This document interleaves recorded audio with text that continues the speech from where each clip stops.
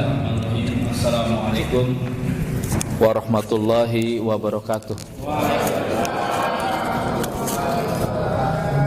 Innal hamdalillahi nahmaduhu wa nasta'inuhu wa nastaghfiruh wa na'udzubillahi min shururi anfusina wa min sayyiati a'malina may yahdihillahu fala mudhillalah wa may yudhlilhu fala hadiyalah. Asyhadu an la ilaha illallah wahdahu la syarikalah wa asyhadu anna Muhammadan abduhu wa rasuluh. Allahumma shalli wa sallim ala nabiyyina Muhammadin wa ansarihi wa junudihi wa man tabi'ahum bi ihsan ila yaumil amma ba'd. Yang saya hormati Bapak Camat, juga dari Bapak dan Ramil yang mewakili, lalu dari Densus 88 ada Bang tadi, dan juga kepada para lurah semuanya dan para alim ulama yang insyaallah diberkahi dan dicintai oleh Allah Subhanahu wa taala. Amin.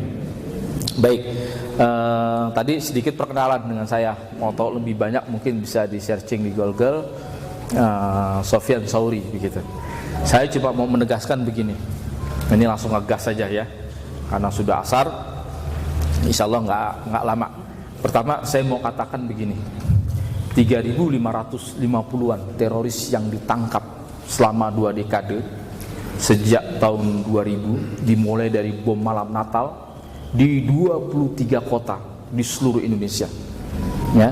Lalu kemudian ya Kedubes Filipina ya, lalu juga di saat yang sama ada bom atrium Senen ya, sampai kemudian puncaknya ada pada peristiwa 91 yang kemarin yang diperingati ya, sudah hampir 20 tahun ya, sudah 20 tahun bahkan, itu memakan korban sampai 4.000 orang lebih.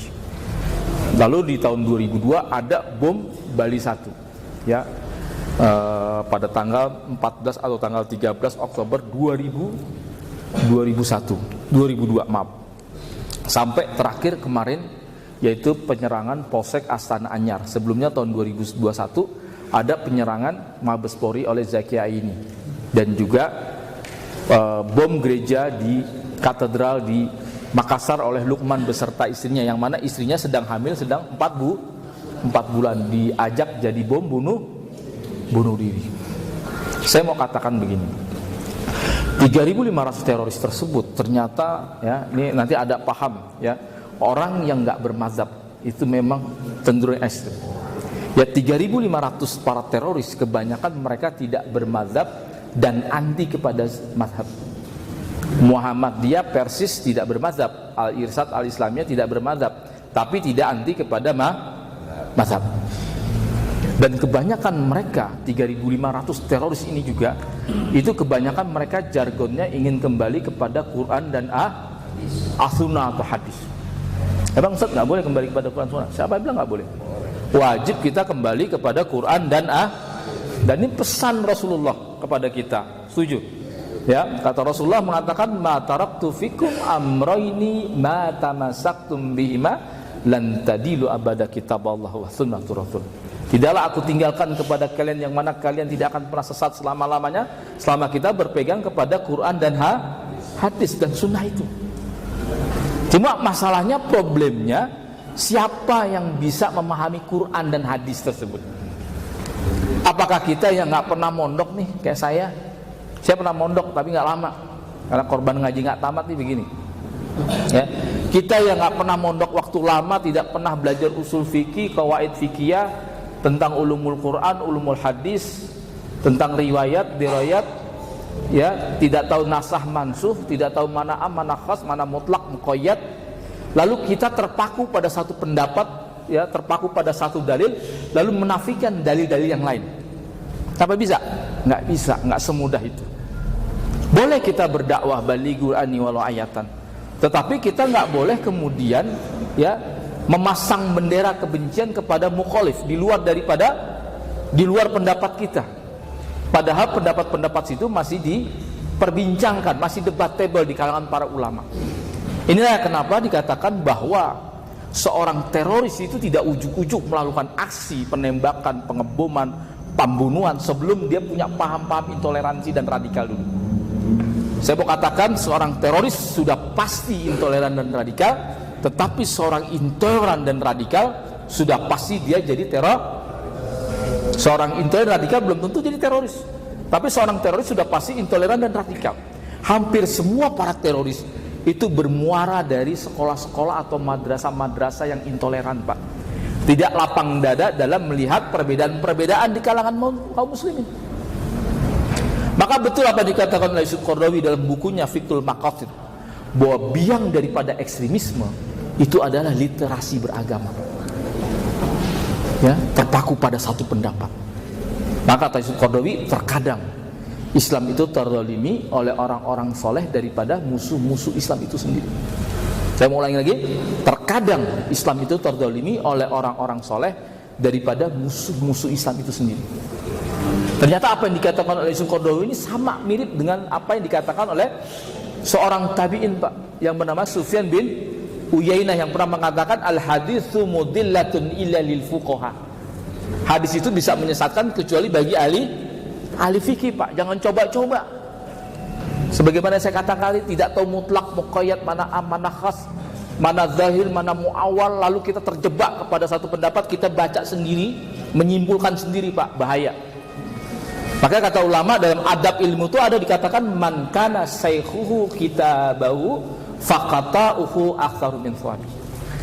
Ya, barang siapa yang syekhnya, ustadznya, gurunya itu adalah bukunya, ya, dia belajar nggak pakai guru, ya, dia nyimpulkan sendiri, ya, dia baca terjemahannya tok, ya, nau sorob nggak tahu, ya, maka faqata'uhu aktsaru min thawabihi. Maka kesalahannya lebih banyak daripada kebenarannya, Pak. Hati-hati nih. Sampai seorang ada tabi'in yang mengatakan laula malikus wal laits la halaktu. Kalau bukan karena Imam Malik dan Imam Abu Lais, sungguh aku telah celaka. La halaktu. Kenapa? Kuntu adzunnu ma ja'an Nabi Muhammad sallallahu alaihi wasallam ya'malu bi.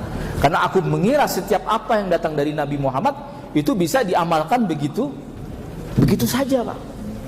Nggak bisa serta-merta kita bisa memahami Quran hadis tanpa bantuan guru, tanpa ilmu alat yang mumpuni. Karena kalau nggak, ntar bahaya nih. Ya, ini nggak mustahil nih teman-teman nih yang selalu kalau belajar kena doktrin, pokoknya ini dalilnya ini, ya mana dalilnya? Ya dikit-dikit tabdi, ya mengobral bid'ah, wah nih bid'ah, ya nggak ada dalilnya, mana? Ya terpaku kepada ya dalil-dalil khusus. Ya ini sangat berbahaya. Contoh misalnya ada hadis begini, Pak. Di dalam hadis Bukhari, hadis ini sahih. Dikatakan oleh Rasulullah sallallahu alaihi wasallam, ma asfala minal ka'bain minal izari fa finnar. Apa yang di bawah kain sarungmu. Jadi kalau bicara sunnah tuh, Pak, itu kebanyakan pakai sarung, Pak, dalam hadis. Bukan sirwal, tapi sarung. Maka insya Allah yang pakai sarung ini wah sunnah, ya. Ma asfala minal ka'bain minal izari fa finnar. Apa yang di bawah mata kakimu, ya, dari kain sarungmu minal izari fa finnar, maka pelakunya ada di neraka, ya. Hadis ini bersifat mutlak, Pak. Siapa saja, apa saja maksudnya di bawah mata kaki maka di neraka. Dari hadis ini banyak saudara-saudara kita dari kubu sana, ya, bikin komunitas namanya komunitas celana cungkrang maksudnya. Ya. Ternyata melihat hadis ini nggak bisa satu-satunya, Pak. Kita harus bandingkan dengan hadis-hadis yang lain. Ternyata dalam hadis riwayat Muslim juga, Bukhari juga dikatakan man jara thawbahu khuyala'a lam yanzurillahi ila yaumil qiyamah. Barang siapa yang mengulurkan kainnya di bawah mata kaki karena sombong, khuyala'a, maka Allah Subhanahu wa taala tidak akan melihatnya di hari kiamat. Lalu bagaimana melihat hadis ini? Nah, makanya belajar pentingnya bersama ulama. Kata ulama, ya, ada buku, ya, dia karang juga oleh Yusuf Qaradawi, judulnya wa kaifa nata'amal fi as-sunnatu ma'an nabawiyyah. Ya, bagaimana interaksi kita bersama sunnah Nabi. Dan juga ada buku yang judulnya Al-Minhaj Al-Imam Ibnu Hajar Asqalani fi ta'wilil hadis mukhtalifah. Kata Ibnu Hajar, ya, hadis yang bersifat mutlak tadi harus diikutkan dengan hadis yang mempunyai ilat. Ya, kalau dalam bahasa usul fikih namanya ilat mansusoh. Ini biasanya di sarah-sarah Jam'ul Jawami dan Lubul Usul dan sebagainya ada. Ya. Artinya apa kesimpulannya? Enggak ngapa, Pak, di bawah mata kaki selama dia tidak sombong. Ya.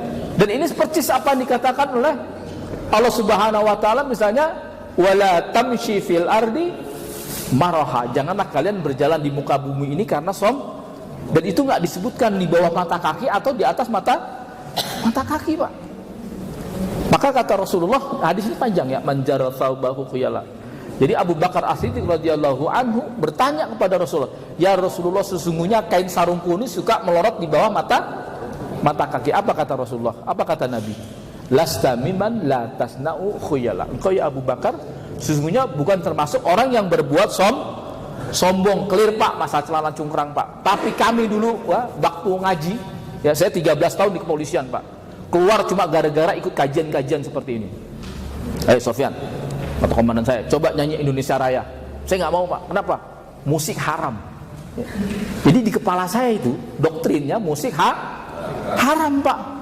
Makanya jangan aneh kalau dilihat di YouTube ada seorang ustadz ditanya, ya Pak Ustadz, saya mau tanya anak saya, ya itu nggak mau nyanyi Indonesia Raya. Ini gimana Pak Ustadz? Apa kata Ustadz? Ini Ustadz lulusan doktor, ya S3 di Madinah, ya. Tapi saya juga bingung, nggak tahu tentang perbedaan di kalangan para ulama. Apa kata dia? Kalau Anda nggak mau nyanyi, nggak usah nyanyi. Kalau Anda nggak tenang untuk menyanyikan, nggak usah nyanyi. Mesti jawaban dokter kayak begini Pak. Ya, makanya jangan salah cari guru tadi. Benar apa yang dikatakan Pak Syarif dari 88. Jangan salah cari guru, jangan salah cari sekolahan Pak. Anak saya Pak sekolah Pak di pesantren Wahabi Pak, ya di Leweliang, saya nggak sebutin namanya, tapi tetap masih di Bogor juga. Ya, ceritanya saya baru pulang dari penjara nih Pak, 2016 nih, baru berapa minggu. Lalu ada anak saya coba mau ngetes doang ya di depan dia. Saya langsung mengucapkan talafut bin niyat. Usolli farda isya'i arba'a raka'atin. Apa? Anak saya nyeletuk. Bid'ah tu bi. Nggak ada contohnya. Nabi tidak pernah mengatakan seperti itu. Coba.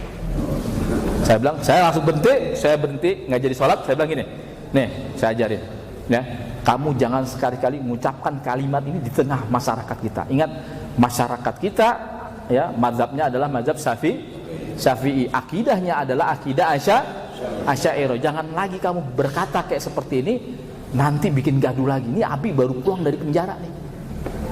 Ya waktu itu saya di dalam penjara sama istri saya, dipondokin dia tuh pesantren-pesantren yang kayak begitu tuh. Sekarang anak saya tarik semua Pak. Dua-duanya saya pondokin ke Lirboyo. Ya, biar belajar kitab kuning. Biar ngopinya jauhan dikit Pak. Ya, ini kan kita sepaneng nih, rada-rada error, ngopinya kurang jauh Pak, ngopinya kurang kental tuh, kayak begitu tuh. Ya, langsung saya pindahkan. Kenapa? Karena ini awal Pak. Kalau dalam masalah-masalah sepele dia tidak menghormati mazhab setempat, mau jadi apa? Dan itulah yang kami sadari selama ini, ya.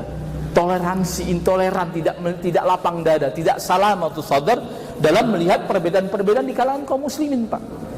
Nanti ini bisa meningkat nih Pak. Ya. Ini contoh lagi, ada lagi. Ini ada di dalam manaqib Imam Syafi'i.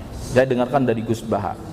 Jadi waktu itu Imam Syafi'i tanya kepada Imam Ahmad, "Ma ra'yukum man tarki shalah muta'ammidan?" Apa pendapatmu orang yang meninggalkan sholat secara sengaja?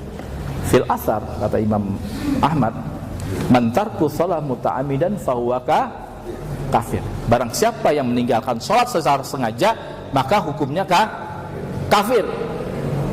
Lalu bagaimana tobatnya, kata Imam Syafi'i? Tobatnya ya dia sholat lagi.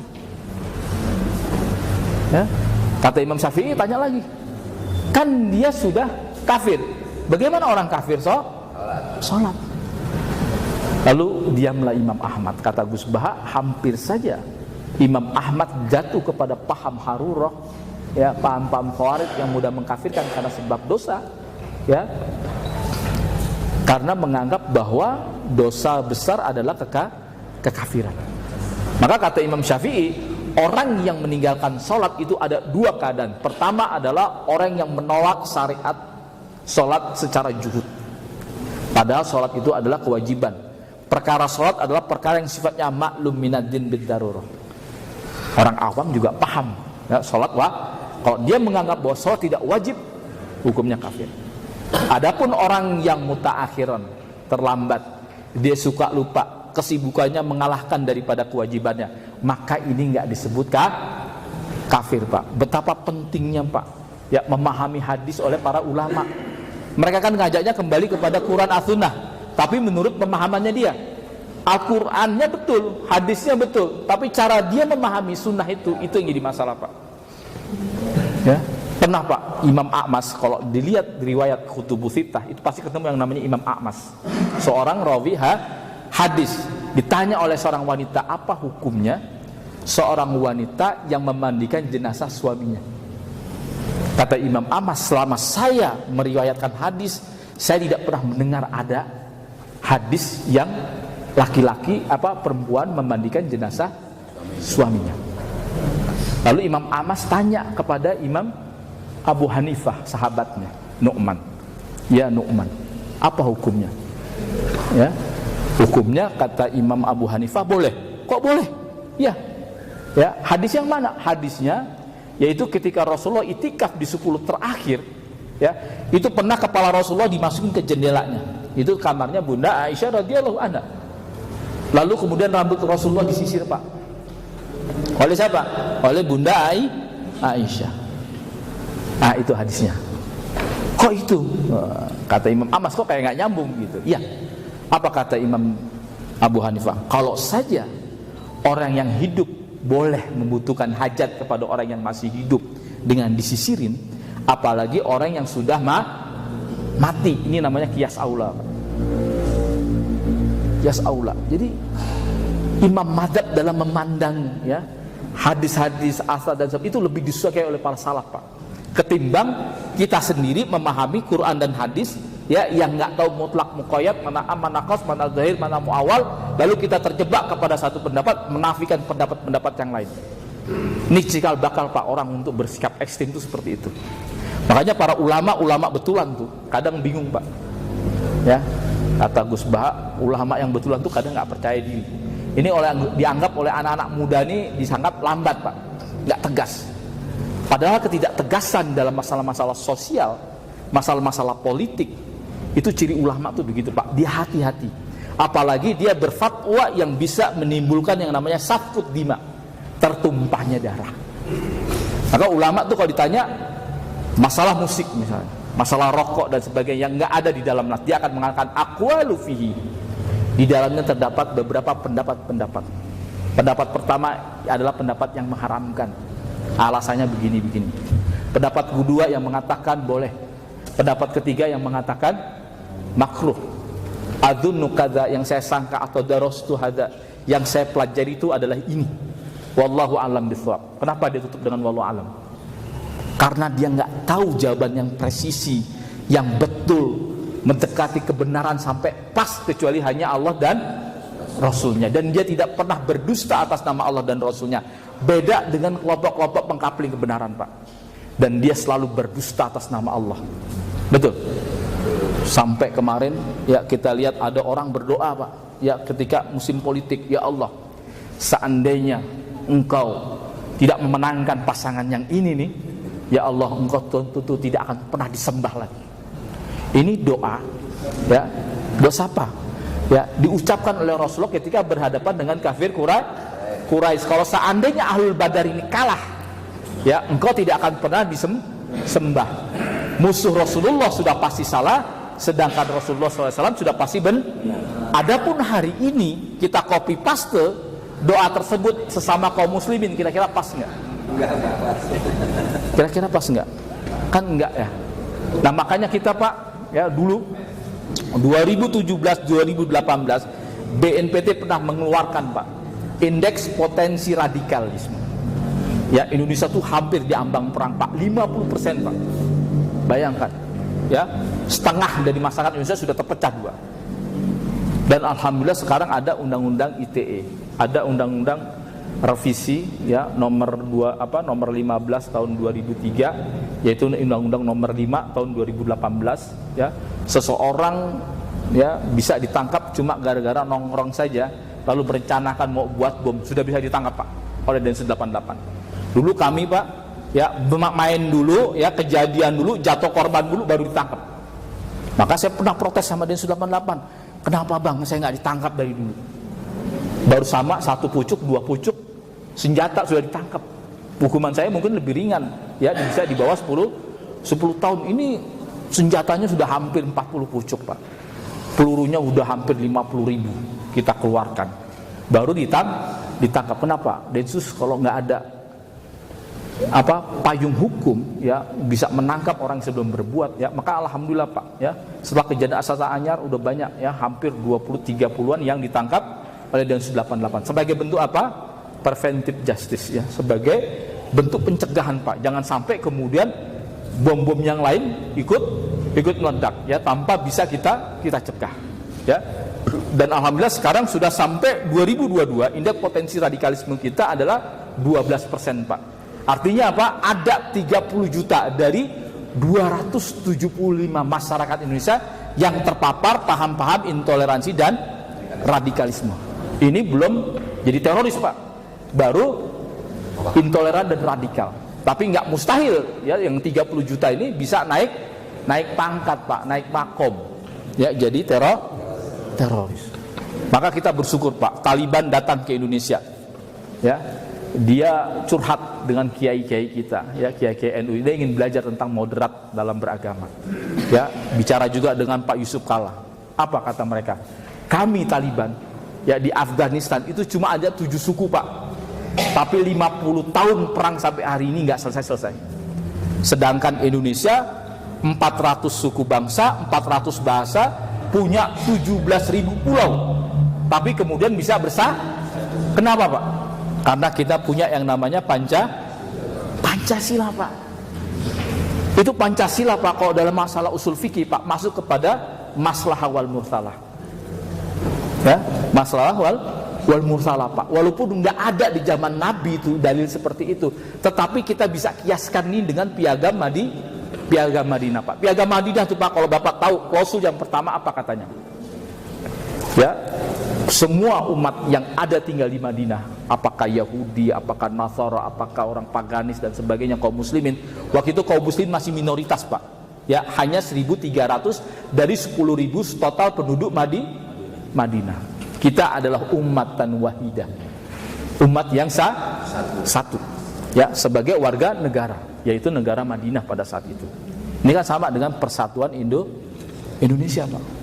Ya, kalau lalu di pasal 16-nya, Pak, klausul yang nomor 16 dikatakan, kalau ada orang Yahudi yang kemudian disakiti, ya, oleh orang-orang luar, maka kewajiban bagi kaum muslimin ikut membantunya. Sebaliknya kalau kaum muslimin, ya, diserang dari pihak luar, maka kewajiban juga orang-orang Yahudi untuk membantu kaum muslimin. Maka dalam perang Badar, perang Uhud, ya, itu ada 100 pemuda-pemuda Yahudi yang siap berangkat perang untuk membela Nabi. Bahkan dalam perang Uhud ada 2 orang, atau dalam sejarah Ibnu Tabari dan juga dalam Sirah Ibnu Hisham dan Ibnu Ishaq, ada 3 orang Yahudi yang ikut terbunuh dalam membela Nabi. Ini kan namanya bela negara, Pak. Betul, bela negara, Pak.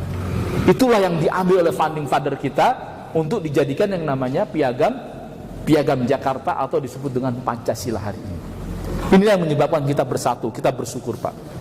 Makanya kemudian jangan sampai kita kacau nih, Pak. Ini udah menjelang tahun politik. Biasanya banyak orang jualan, betul. Betul apa yang dikatakan oleh Ibnu Rusdi, idaratan tatahakam bil jahil. Inna kullatak, Anda ingin menguasai orang-orang awam, ingin menguasai orang-orang bodoh, maka bungkuslah setiap kebatilan Anda itu, kejahatan kita dengan agama, Pak. Kenapa? Karena agama ini menjadi spirit. Agama ini memberikan motivasi. Dia merupakan kekuatan. Kalau dia jatuh kepada ulama-ulama yang mencintai kaum muslimin, ulama-ulama yang mencintai perdamaian, Pak, Islam jadi rahmatan lil alamin, betul. Tapi kalau dia jatuh kepada seorang yang haus darah, yang inginnya perang, yang inginnya tertumpahnya darah sesama muslim, saling baku bunuh, maka kita akan berdarah. Dan itu akan menjadi sempurna ketika apa? Ketika membawa dalil-dalil keagamaan, Pak. Mudah-mudahan Allah Subhanahu wa taala mengaruniai kita dengan kasih sayang, mengaruniai kita dengan perdamaian. Mudah-mudahan Indonesia menjadi negara yang baldatun thayyibatun wa rabbun ghafur. Demikian dari saya, wallahi muwaffiq ila aqwamit thoriq. Wassalamualaikum warahmatullahi wabarakatuh.